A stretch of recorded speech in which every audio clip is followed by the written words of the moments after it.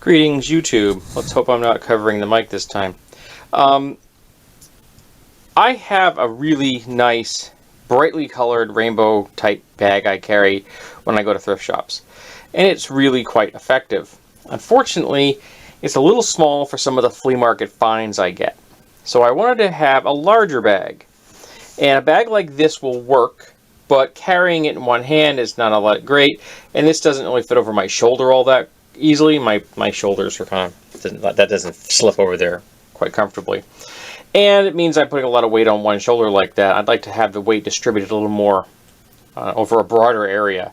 Also, having it so I could have both my arms completely free would also be a bonus. So I picked up this bag at a by the pound place. So I paid, I don't know, 30 cents for it, something like that, a quarter. And it's a knockoff of an LL Bean style bag. It's not as heavy as the LL Bean styles, but it is very heavy canvas and much heavier than, say, the type of bag that they use for paper boys. And I've seen people use those at flea markets, but those are also not cheap to find. And I paid like a quarter for this, 30 cents. And I've got a gi here, which a belt to a gi, which I picked up at a yard sale for 30 cents. So that's, again, almost no, we have under $1 for materials in this. And then I picked up a package of these 2-part, very simple rivets. And I think I paid $5 for that. There's 100 in there. I also have a hole punch, my favorite hammer, and my anvil, which I will not be using on the table, but I will be using the anvil to bring all this stuff together.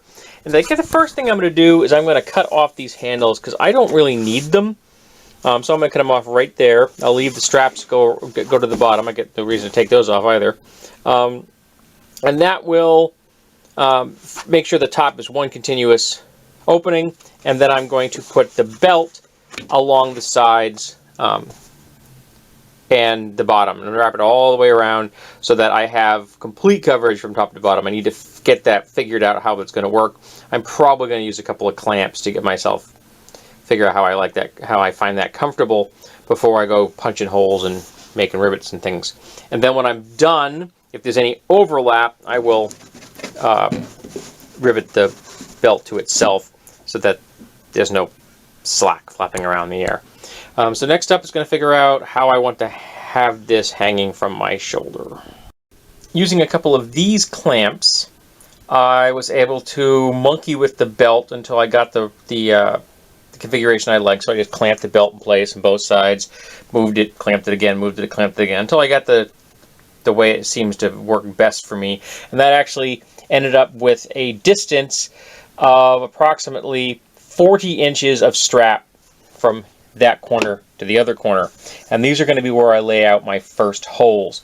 And you end up with about, I don't know, 15 inches of overlap on the bottom, which is fine. What I'll do is I'm going to punch these here, then figure out where they punch on the corner, and you'll end up with 2 there on either side. And I will probably put 2 further down, but I just want to get the placement correct. So I want to have, I'll probably have 4 in that location when I'm finished. So I got a whole bag of these things. I might as well use them. And then when I'm overlapping, I'll probably do the same thing, as I'll put 4 and 4, and then put 4 in the middle, attaching the belt to the center of the bag. That's going to be a little more difficult because I'm not going to be able to really use my nice handy little hole puncher on this section. I'll be able to use it on this without a problem. So I may just have to punch a hole with a center or pick, an ice pick or something, you know, an awl. So just poke through the fabric and then use that. So we're going to see how that goes next. So the first thing up, though, is to start punching holes.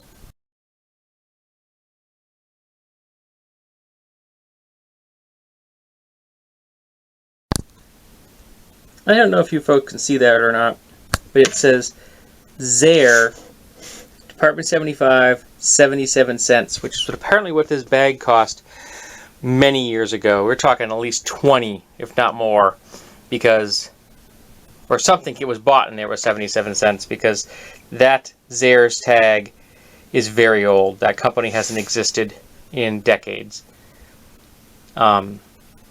So either this bag cost that much or somebody bought something that cost that much and it got dropped in the bag. But that kind of made me smile to see that price tag in there. Here we have a little detritus from my hole punch.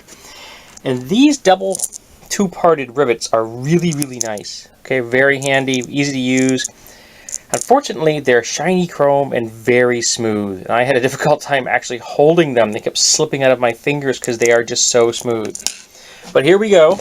Here we have the corners are got two rivets down here just below the line where it's into the red.